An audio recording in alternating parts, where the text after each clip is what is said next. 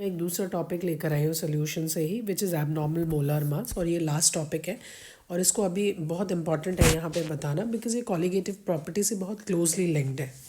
ठीक है, तो चलो लेट अस स्टार्ट। तो जैसे हमने पढ़ा था कि लास्ट वीडियो में that the colligative property, let's say अगर हम सीपी से डिनोट करें, colligative property are properties that depend on the number of moles of solute particles. तो हम ऐसा कह सकते हैं कि नंबर ऑफ कॉलिगेटिव प्रॉपर्टी किस पर डिपेंड करता है? नंबर ऑफ सल्यूट पार्टिकल्स पे। ठीक है, नंबर ऑफ सल्यूट पार्टिकल्स पे। दूसरा कॉलिगेटिव प्रॉपर्टी जब हमने पढ़ा था तो हमने different varieties of different colligative properties की पढ़ाई करी थी। First is relative lowering in vapour pressure P1 by तो which is equal to P1 naught equals to, यहाँ पे क्या था? Number of moles of solute. 2 को हम सल्यूट से डिनोट करते हैं और 1 को सॉल्वेंट से, तो इसको हमने क्या लिखा था? W2/M2 into W2/M2 into W1 into M1, है ना। तो अगर हम इसको एक कॉलिगेटिव प्रॉपर्टी समझ लें, ठीक है, अगर हम इसको कोई एक कॉलिगेटिव प्रॉपर्टी समझ लें और इसको, ये क्या है? This is molar mass of solute. तो हम ऐसा कर सकते हैं, colligative property is inversely proportional to the molar mass of salute.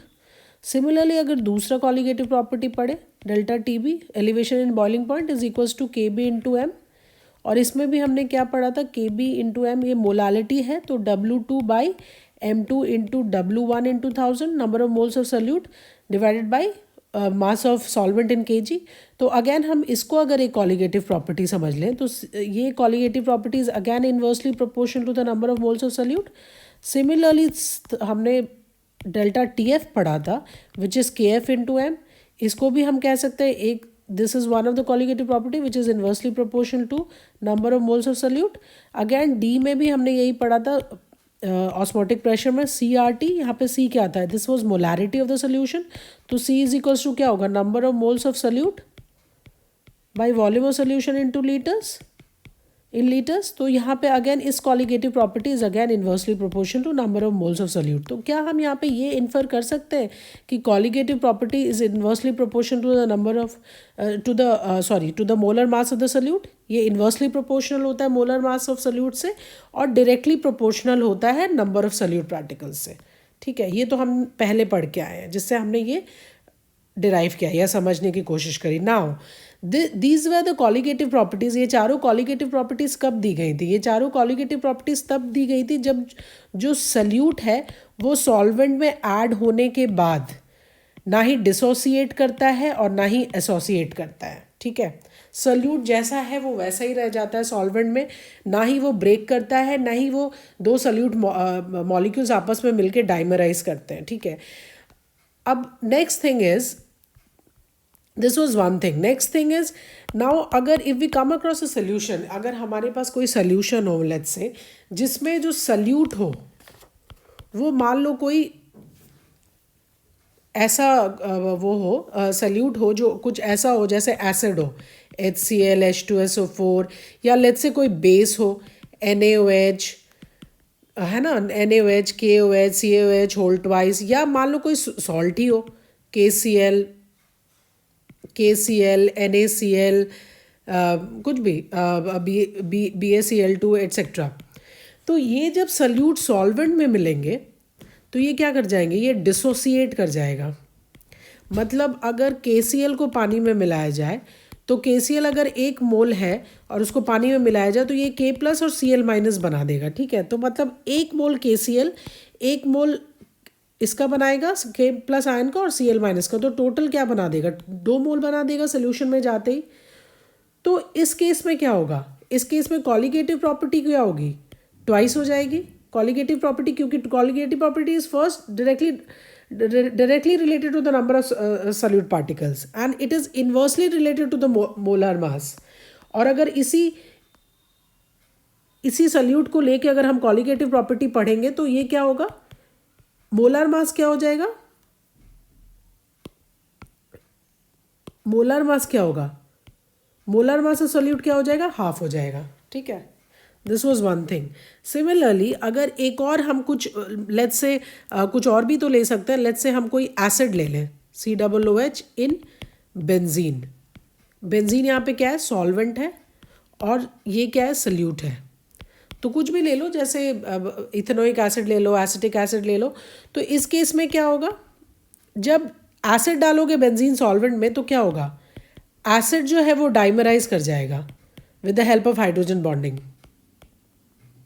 आपने पढ़ा होगा व्हाट इज हाइड्रोजन बॉन्डिंग, ठीक है। तो इसका मतलब है कि जब आप एसिड को डालोगे बेंजीन में तो दो एसिड मॉलिक्यूल्स आपस में मिलके एक मॉलिक्यूल बना देगा, ठीक है, वो डाइमराइज कर जाएगा, दिस गेट्स डाइमराइज्ड, ठीक है। तो मतलब इस केस में कॉलिगेटिव प्रॉपर्टी क्या होगा, colligative property will become half. क्यों, क्योंकि आपने आपके सोल्यूशन में दो आपस में मिलके एक बना दे रहे हैं ना, तो colligative property will become half, right. And ये मोलर मास ऑफ सॉल्यूट क्या होगा, molar mass of solute is inversely proportional to CP, colligative property, तो दिस विल बिकम ट्वाइस। अब ध्यान से देखना, इस केस में जब सॉल्यूट है वो डिसोसिएट करता है तब मोलर मास ऐसा हो जाता है, हाफ हो जाता है। दूसरे केस में जब सॉल्यूट ऐसा होता है जो एसोसिएट करता है, तो इस केस में क्या होता है, हमारा मोलर मास फिर से चेंज हो जाता है। तो ऐसे मोलर मासेस को such molar masses that are different from the theoretical expected value. Expected value में हम क्या एक्सपेक्ट करते हैं कि ना एसोसिएशन होगा ना डिसोसिएशन होगा, from expected value are called abnormal molar mass. और ये सब चीज़ें होती हैं जब कंप्लीट एसोसिएशन हो रहा है, या इस केस में कंप्लीट डिसोसिएशन हो रहा है, ठीक है।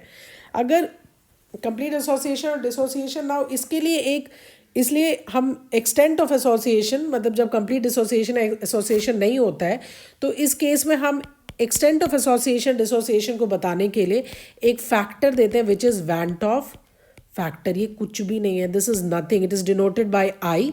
Van Hoff factor basically gives you the extent of association and dissociation, और इसका फॉर्मूला होता है experimental value of CP divided bye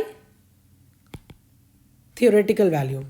simple, जो हमने एक्सपेरिमेंटली निकाला एबनॉर्मल वाला और जो थियोरेटिकल, या फिर इसको लिख दो ऑब्जर्व्ड वैल्यू ऑफ CP या नॉर्मल वैल्यू ऑफ CP। और अगर आप मोलर मास के टर्म्स में लिखते हो तो क्या होगा, CP का इन्वर्स होता है, तो ऊपर हो जाएगा नॉर्मल, ये वाला ऊपर चला जाएगा, normal molar mass of solute, molar mass divided by